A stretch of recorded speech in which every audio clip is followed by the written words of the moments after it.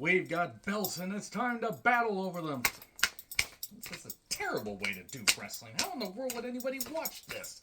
Wait, I've got an idea. Who needs belts when you could have Ghostface? Woo! In fact, I know how to spice up this review. Just a moment, folks.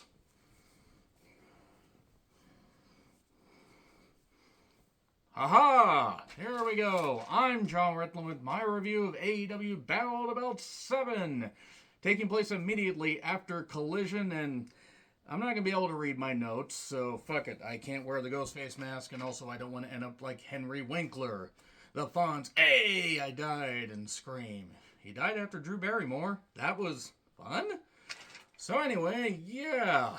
Right after Collision, we have Ricky Starks blowing off Jushin Thunder Liger. They flew Jushin Thunder Liger over there, who's been retired for like 3.5 years now. Funny how shortly after Jushin Thunder Liger retired, the world went to shit for a while. Damn it, Liger, you were holding the world together. But anyway, yeah, I bet he was pissed. Hard to tell, though. He's wearing a mask and the full suit and everything. Ricky better have given him some respect afterwards. I mean, but you know what? It played into the fact that Ricky Starks held the ropes and got the victory through nefarious methods. I'm not gonna lie to you guys. This show really isn't worth necessarily talking about, so I'm just gonna crack jokes because, yeah, for being a live show immediately after oh boy. So anyway, Punk talks to David Benoit and tells him the dogs are in the enclosed pool area and the garage side door is open. I'm sorry. Can't help it. You know what? Imagine if Punk got David Benoit in the door at AEW. That'd be something. I'm not saying he doesn't deserve a chance, but he wants to wrestle as Chris Benoit Jr. Ooh.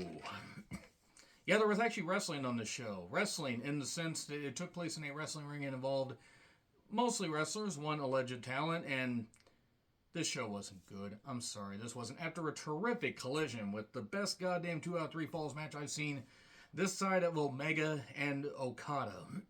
And actually, honestly, I might have liked FTR versus White Juice a little bit more. Check out my review of Collision if you want.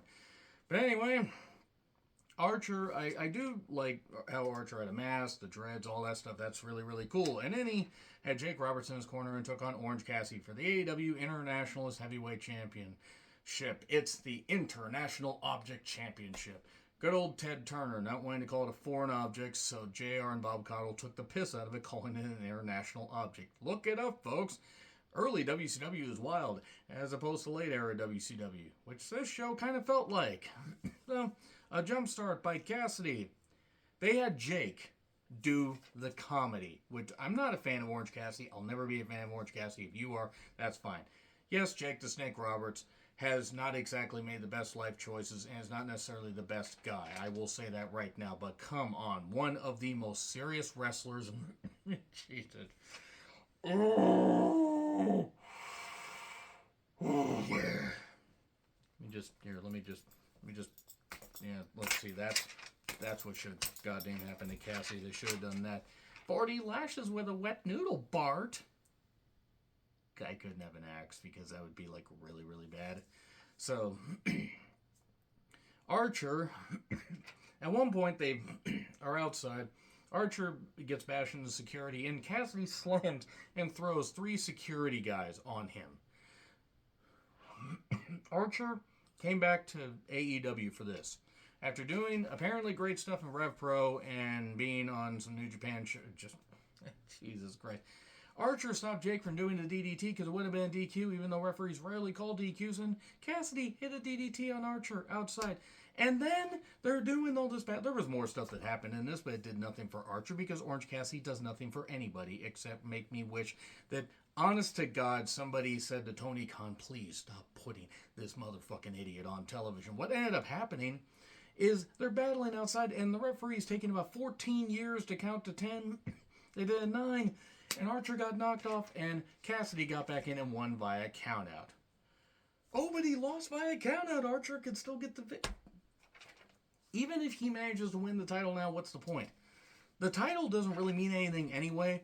They're just giving they're just beating everybody to Orange Cassidy because Orange Cassidy is going to be the one to beat MJF for the world title, and then the world title lineage will die. Is it too late to just have Lance Archer replace somebody in the G1?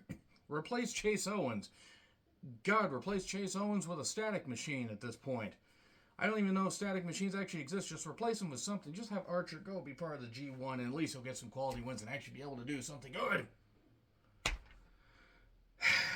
Shivani's in the ring. The Acclaimed come out. Billy can't even finish his promo without cracking. That was funny. How he'll scissor everybody. And scissor all the cowgirls. There were definitely some nice cowgirls in the crowd. Nevertheless, Caster basically says, shit, it is late Saturday, whatever. And they're getting another trio shot next week on Collision. It's in Bones' hometown. If they manage to beat the House of Black, I'll be amazed. I won't complain, because honestly I forgot the House of Black are actually the trio's champions, but there we go. Alright, then we get to the controversial portion of the show where Taya came out as a cowgirl. Not that, that's nice imagery. Tony Storm, that is, not Tony Khan wrestling. That, dear God, if he wrestles anything like he books, we're in trouble. And Tony with Ruby took on Taya, AEW Women's Championship. And look, they took it seriously at first. Unfortunately, the feed cut out during this, and apparently Tony won. Good job. Good job there. Good job there. Apparently they had a satellite issue because of all the smoke. Not now, Terry. And that's it. Yeah, Tony won. I mean, I didn't expect Taya to win, but I'm just like, of all the time, you couldn't... everything cutting out, or something cutting out, and Tony not getting to show what she can do properly in a wrestling ring. If that isn't a summation of her run in AEW so far, I really don't know what is. So yeah, Tony retained. And maybe they could actually have another match at some point. We could actually see it. And then we have Martha Hart on the stage showing off her silly hat. Bless Martha Hart. She's done great to honor her late husband's name. And Vince should have done right by her, but he didn't. And Willow and Ricky are there. And talk about the trophies and the Owen Hart Foundation and all that and everything. It wasn't that long, but there we go. Good. You know what? Great way to honor Owen Hart.